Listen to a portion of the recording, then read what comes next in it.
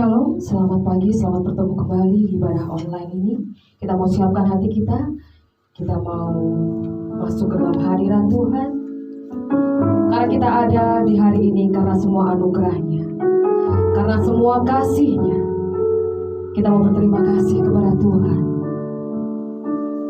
karena Dia Bapa yang sungguh baik bagi kita. Terima kasih Bapa, terima kasih Yesus. Kami ucap syukur Tuhan atas segala kemurahan-Mu, atas segala kasih setia-Mu Bapa. Engkau ada di tempat ini Tuhan, untuk kami membawa setiap hati kami, untuk kami memuji dan memuliakan nama-Mu Yesus. Ini setiap kami Tuhan,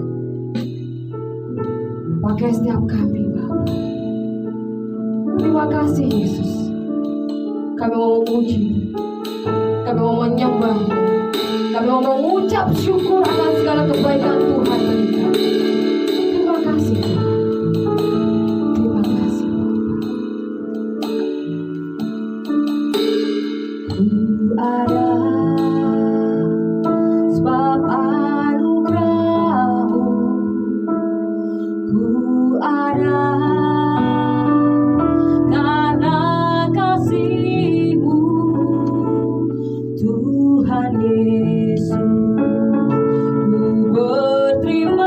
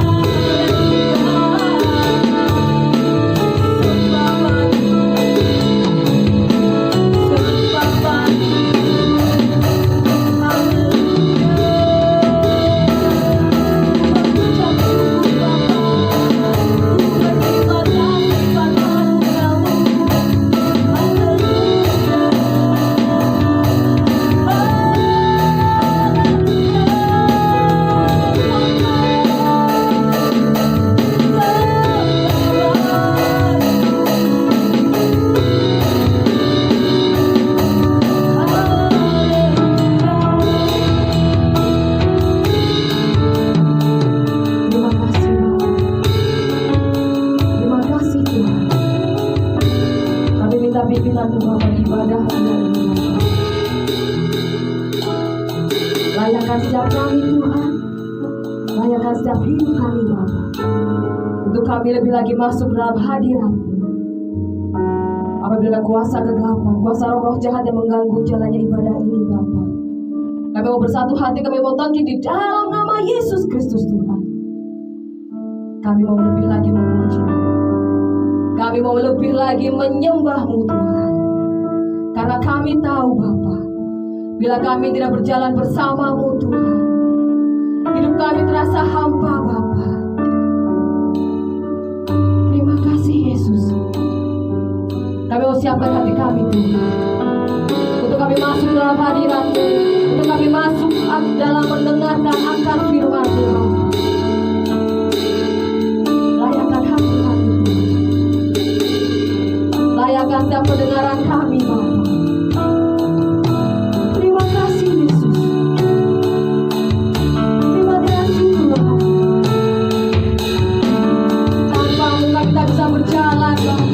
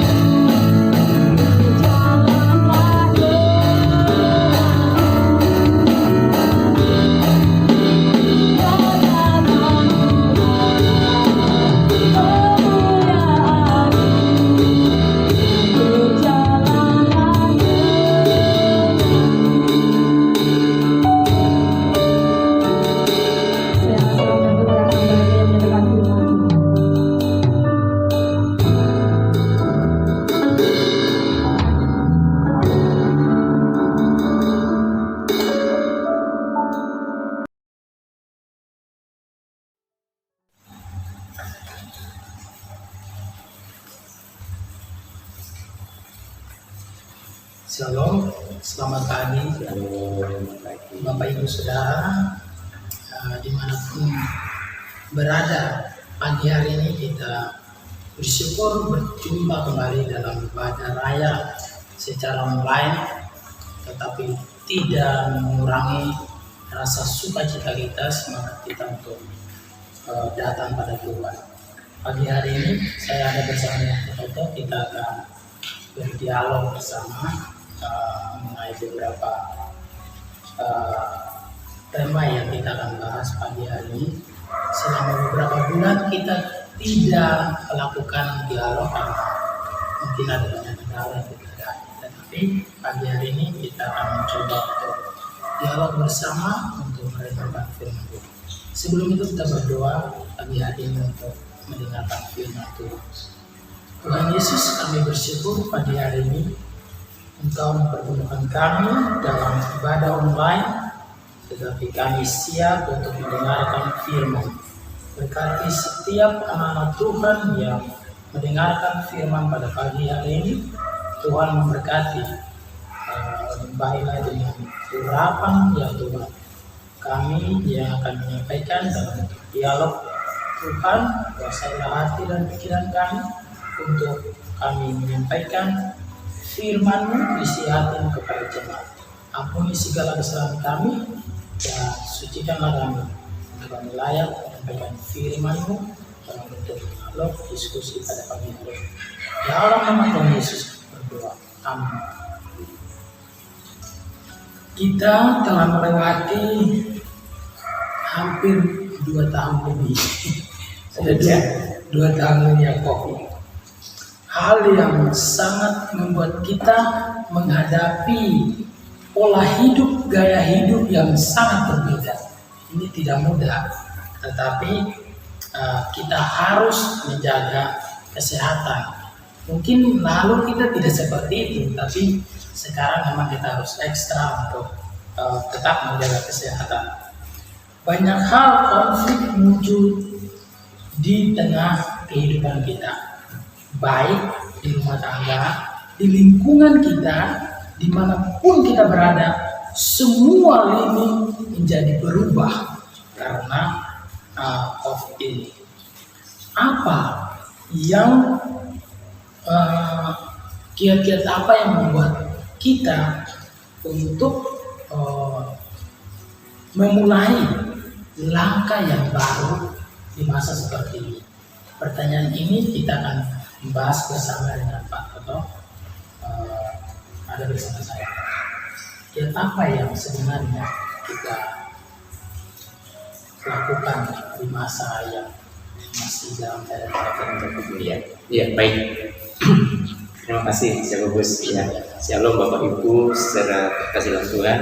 Senang sekali kita berjumpa kembali dalam ibadah raya, dalam bentuk dialog pada pagi hari ini.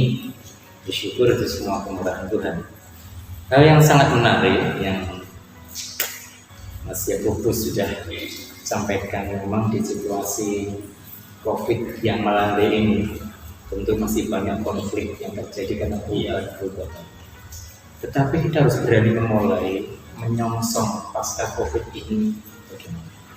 Kita harus mempersiapkan diri. Banyak orang khawatir, banyak orang ragu-ragu, banyak orang merasa gagal, merasa tidak mampu. Ya. Kita akan melihat nanti dari pengalaman seorang Daud. Ya. Maka sebulan kita akan melihat, fokuslah pada rancangan bersama dengan Tuhan. Jadi ada sesuatu yang kita harus fokus meraih kemenangan demikian bersama dengan Tuhan. Dasar ayatnya dari 1 Samuel 17 ayat yang 50. Ya, saya bacakan bagi Bapak Ibu saudara sekalian. 1 Samuel pasal 17 ayat yang ke-50. 1 Samuel 17 ayat yang ke-50. Demikian bunyi firman Tuhan. Demikianlah Daud mengalahkan orang Filistin itu dengan umban dan batu. Ia mengalahkan orang Filistin itu dan membunuhnya tanpa pedang di tangan. Maka judul diskusi kita yang menarik ini berfokus pada fokuslah pada rancangan bersama dengan Tuhan dan Daud meraih kemenangan. Jadi kita membangun untuk memulai kehidupan yang langkah-langkah ke depan, kita harus fokus pada rancangan kita sendiri ya, bersama dengan Tuhan. Artinya fokus dalam rancangan juga fokus dalam Tuhan. Jadi, tapi apakah ini harus dibedakan atau sama-sama dilakukan? Ini bersama-sama dilakukan, ada balancing, ada keseimbangan. Karena begini, kalau kita lihat dari kisah Daud, Ya, kalau Daud melangkah hanya fokus kepada rancangannya, ya. tanpa fokus kepada Tuhan, dia akan gagal. Kalau hanya fokus kepada Tuhan, hanya beriman, tapi tidak melangkah dalam rancangannya, itu juga sia-sia. Karena tidak ada yang dilakukan oleh Daud. Itu sebenarnya Tuhan saja yang sudah bekerja. Kita tidak pernah melakukan apapun dalam rancangan kita. Hanya dirancangkan, tidak pernah melakukan. Tidak melangkah ya. Iya. Jadi apa yang kita rancangkan itu harus berfokus pada rancangan kita, tapi kita melibatkan Tuhan. Melibatkan Tuhan. Jadi Bapak Ibu Saudara, hal yang sangat penting untuk memulai langkah-langkah baru di masa-masa yang sulit. Jangan lupa, rancangan kita itu harus melibatkan Tuhan. Ini yang disampaikan disinggung dari Daud 1 Samuel 17 ayat 50 tadi. Ya. Adakah bagian lain yang perlu? Apakah ada kendala dari bagian-bagian ini untuk kita memulai sesuatu? Apakah ada kendala atau ada hambatan yang kita akan hadapi? Ya. Oke, baik. Bapak Ibu dan saudara, saya coba jawab pertanyaan Mas Agus ini sangat menarik pertanyaannya. Ada tidak kendala-kendala yang menyebabkan Daud ya bisa gagal? Bisa gagal. Ya. Walaupun Alkitab mengatakan akhirnya Daud menang. Ya. Paling tidak kalau kita menyimak konteks 1 Samuel 17 Ya. pada satu pasal itu ada 5 hal yang itu sangat memungkinkan menggagalkan fokus Daud pada rancangannya maupun fokusnya Daud kepada Tuhan. Ya. Kita mulai saja, ada 5 hal ya, sebutkan ya, baik. Tapi Mas Yakobus akan bantu kita baca firman Tuhan. Siap. Ya. Ya. Yang pertama itu ada di ayat yang ke-28. Ya. Mas Yakobus bisa bantu kita bacakan ayat 28. 1 Samuel pasal 17 ayat yang ke-28. Ketika Eliab kakaknya yang tertua mendengar perkataan Daud kepada orang-orang itu, bangkitlah amarah Eliab kepada Daud sambil berkata, "Mengapa engkau datang? Dan pada siapakah kau tinggalkan kambing domba yang 2-3 ekor itu di padang gurun? Aku kenal sifat pemberanimu dan kejahatan hatimu. Engkau datang kemari dengan maksud melihat pertempuran." Nah, ini kata Eliab kepada Daud. Apa maksudnya dari bagian pertama ini? Jadi begini, pada waktu Daud disuruh ayahnya mengirim makanan ke kakaknya di medan pertempuran, Daud mendengar bahwa ada tantangan dari seorang Goliat.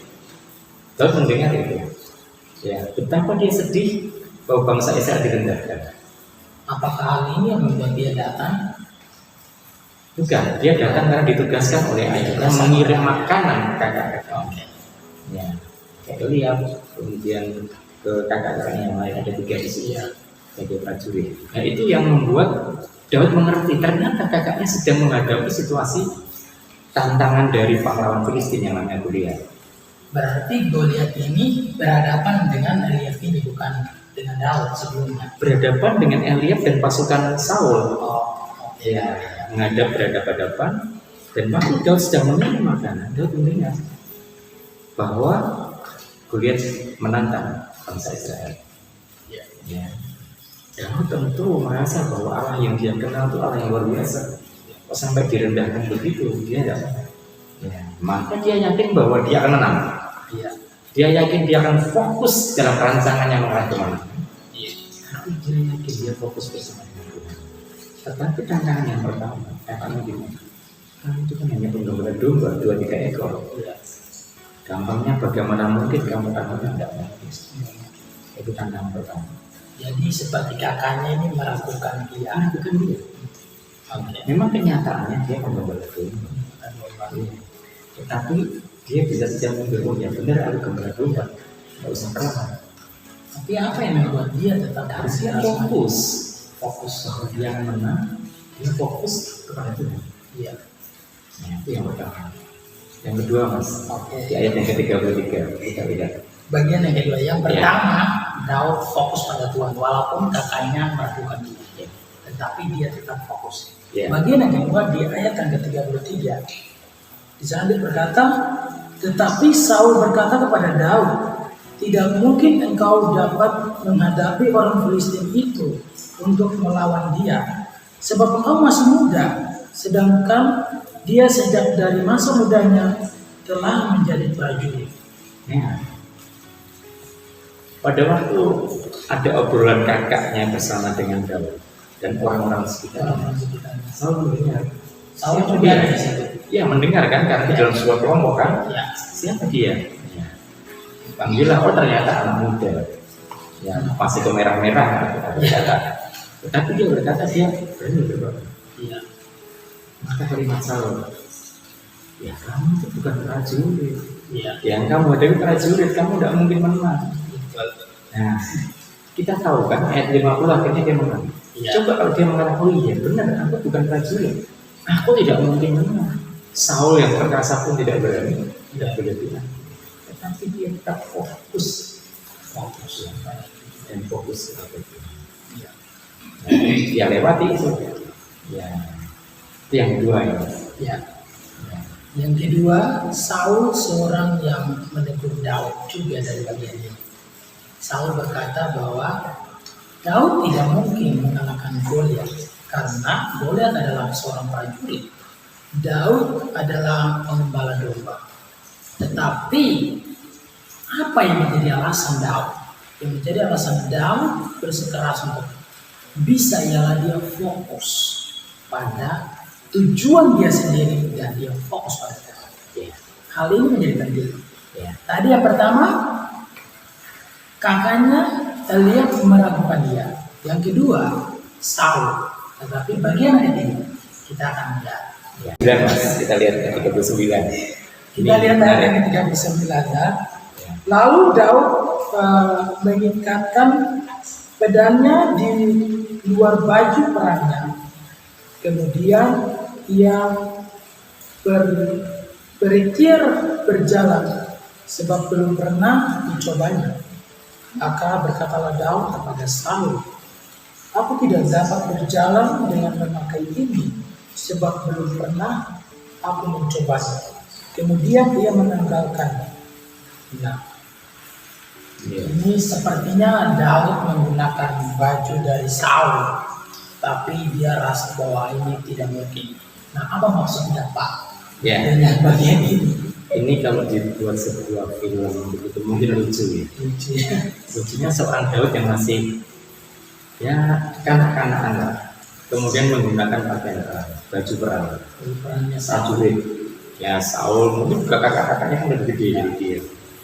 Maka dia tidak bisa jalan dengan badan perang itu karena belum pernah memakainya. Karena dia bukan prajurit, ya kan? Dia melepaskan semua itu. Iya. Dia tanggalkan itu semua. Pedang yang diberikan dia tanggalkan, pakaian yang diberikan dia tanggalkan, mungkin ketopong ya, pakaian yang modelnya lembut itu, Iya. dia tanggalkan semua. Ya, itu artinya Daud meraih kemenangan. Iya. Walaupun kendalanya dia tidak punya fasilitas untuk perang, Iya. pedang tidak, baju perlindungan juga tidak, perisai juga tidak bawa. Walaupun dikasih juga dia. Walaupun dikasih tidak bisa menggunakan. Ya, artinya seakan Daud tanpa fasilitas untuk berperang, begitu. Tetapi akhirnya pun ingat dia tetap menang. Dia tetap menang. Nah, ini kendala yang ketiga. Nah, Ya, kendala yang ketiga, Saul memberikan bajunya kepada Daud. Tetapi lihat bahwa Daud tidak menggunakan, malah dia melepaskan. Terus apa maksudnya dia melepaskan? Intinya dia tetap berfokus pada tujuannya dan berfokus juga pada itu. Nah, lalu alasan yang keempat, apa yang membuat Daud? Ya. Alasan pertama, kedua, dan yang ketiga, kendala-kendala itu, Ya, itu sudah lewati. dia sudah lewat. Lewati semua. Nah, Ya, lewati semua. Walaupun mestinya kalau dia marah, oh iya itu betul, ya udah dia mundur pun nggak ada salahnya. ya. Terus Terus dia alasan yakin yang sekali. keempat ini dia Yang keempat, mundur. enggak, dia nggak mundur, dia terus maju. Walaupun sebenarnya ada hinaan, ejekan, kata-kata yang tidak menyenangkan, yang dikeluarkan oleh lawannya, yaitu Goliat. Ya. Coba dilihat ayat yang ke-43, Mas. Nah, di ayat 43 dari 1 Samuel pasal 17, orang Filistin itu berkata kepada Daud, anjingkah aku? Kata, maka engkau mendatangi aku dengan tongkat. Lalu demi para allahnya, orang Filistin itu memutuki Daud. Jadi Goliat berkata kepada Daud, anjing gak aku ini? Jadi engkau datang dengan tongkat. Nah, dari bagian ini Ya. apa maksudnya dari ungkapan Goliat ini? Iya, kendala sebelum dia menang sebenarnya ini sesuatu yang tidak enak. Ya, Karena lawan sudah menginjak dia. Loh, aku ini pahlawan loh, kamu anggap anjing, mau kamu, aku bawa pedang, bawa perisai, pakai pakaian perang, kamu bawanya tongkat. Itu ejekan. Maka ada kalimat kutukan, mengutuki dia. Ya. Sebagai seorang yang masih belum punya pengalaman, ya, kalau nggak fokus dia, pasti mundur. pasti mundur. Real kalau kita mengalami ejekan-ejekan begitu. Daud katakan. Sampai pada fase itu dia terus maju. Dia terus maju. Iya. Itu yang keempat ya. Kendala yang keempat yang Daud hadapi ialah Goliat berkata bahwa Daud itu datang, apakah Goliat dijadikan seperti anjing jadi bawa tongkat. Ini sebuah ejekan. Dan Daud berani dan dia melewati bagian ini. Nah, lalu apa bagian yang kelima? Apakah bagian yang kelima ini jadi mundur atau bagaimana? Bagian kelima ini bagian yang ketiga. Ya, Karena itu sebuah perang kelas syarat ya, menjatuhkan mental. Ya. Statement Goliat itu membuat seseorang bisa takut, bisa ngeri, mundur dan lari. Ya, mungkin kalau kita yang menghadapi mungkin kita mundur dan lari. Tapi coba dibaca dulu di ayat yang ke-44. nah, di ayat yang ke-44 saya berkata bahwa pula orang Filistin itu berkata kepada Daud, hadapilah aku, maka aku akan memberikan dagingmu kepada burung-burung di udara dan kepada binatang-binatang yang pada. Ya, itu Mas. Daud berhadapan dengan Goliat yang raksasa begitu hampir 3 meter, dengan pakaian perang, dengan pedang perisai yang dibawa orang sangat berat. Daud hanya dengan tongkat tanpa perlawanan apa. Berkata begini, kalau kamu maju, aku cincang engkau. Dagingmu pecah-pecah, berikan burung-burung dan binatang-binatang. Itu perang raksasa yang menakutkan, ancaman yang mengerikan. Mematikan mentalnya Daud. Mentalnya Daud yang akan dipraktekkan yang kamu. Tapi Daud tidak dari mati. Kalau kita baca selanjutnya, Daud berkata bahwa justru engkau yang akan aku habisi. Ya. Ya. Dagingmu akan dimakan burung-burung. Iya. Binatang-binatang liar.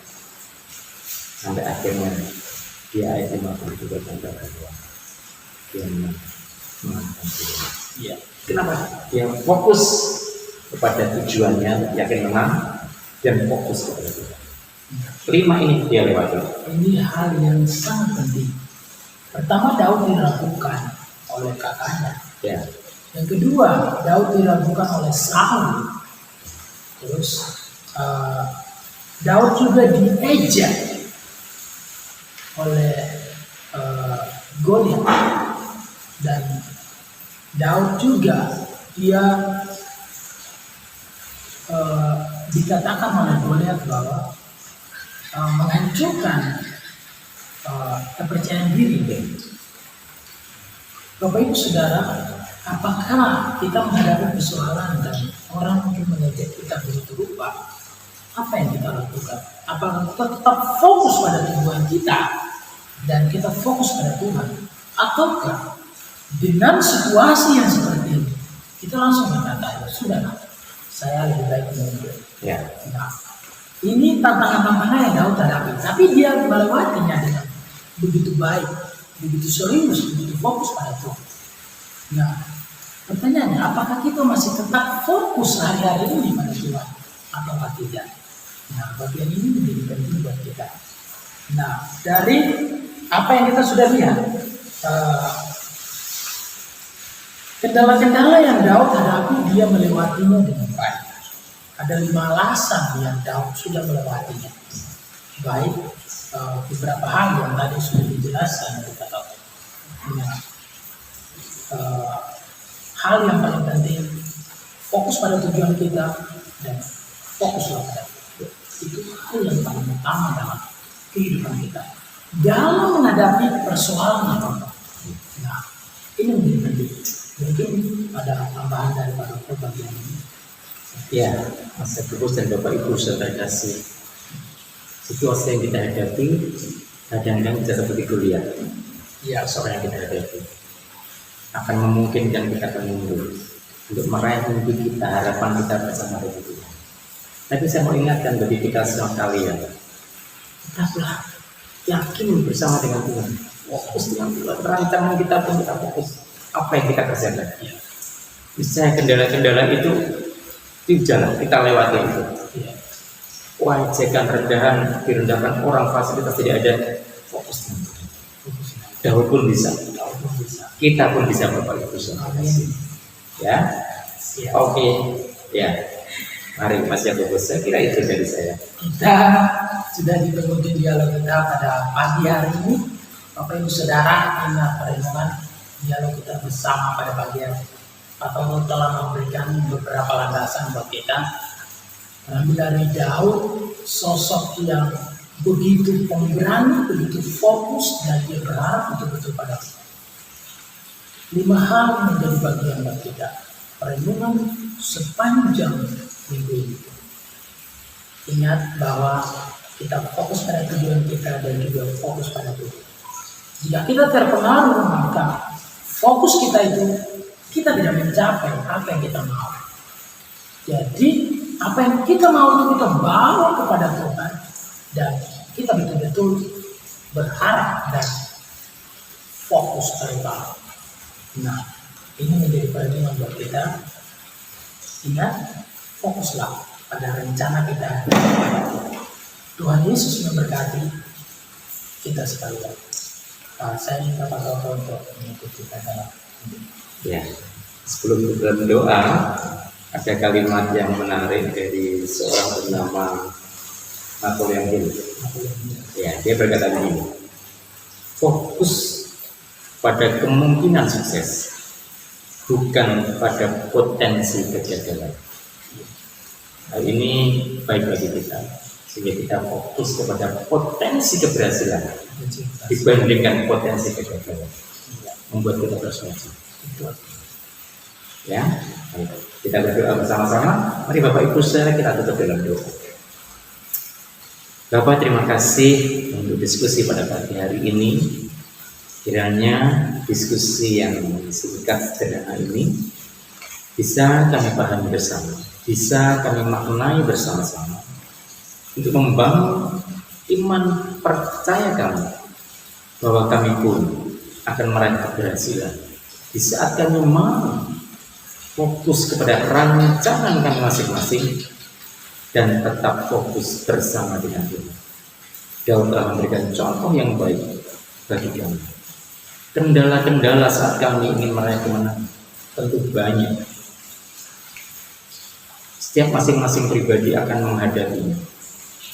Tetapi kami tidak takut, kami tidak khawatir. Kami yakin akan keberhasilan bersama dengan Tuhan. Kendala-kendala yang ada, mau belajar kami seperti dahulu, diejek, dihina, direndahkan, tanpa fasilitas, bahkan perang-perang syaraf yang menjatuhkan mental, tidak akan menyurutkan kami untuk meraih pengharapan kami bersama dengan Tuhan. Maka buat kami masing-masing melatih diri, fokus kepada rancangan yang sedang kami kerjakan, dan tetap fokus bersama dengan Tuhan. Terima kasih Bapa di surga, mampukan kami dengan kekuatan daripada Roh Kudus selalu sertai kami, tuntun kami selalu. Kami percaya Tuhan berikan keberhasilan kemenangan bagi kehidupan kami. Kami pujikan Engkau. Terima kasih untuk Yakobus yang Tuhan telah pakai sebagai alat kemuliaan Tuhan dalam diskusi ini. Kami pujikan Engkau, Bapa yang sangat baik. Maka diberkatilah Bapak Ibu saudara sekalian. Kiranya berkat Tuhan menyertai Bapak Ibu saudara sekalian mulai sekarang sampai selama-lamanya. Dalam nama Bapa, Putra, dan Roh Kudus. Amin.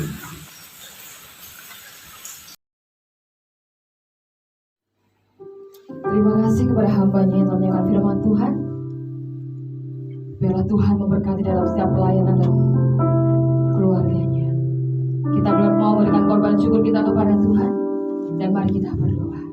Terima kasih Bapa, terima kasih Yesus. Kami ucap syukur Tuhan atas segala berkat-Mu bagi kami. Saat ini Bapa, kami mau mengembalikan setiap berkat yang telah Engkau berikan kepada kami Tuhan. Dan biarlah berkat ini menjadi jubah harum dalam hadirat-Mu Yesus. Terima kasih Bapa. Kami mau menyerahkan berkat ini ke dalam tangan kasih kuasa-Mu. Sucikan dan kuduskan dan layakkan persembahan ini. Terima kasih Bapa. Haleluya. Amin. Kita mau katakan satu pujian, Allah sumber segalanya. Karena Dialah tidak ada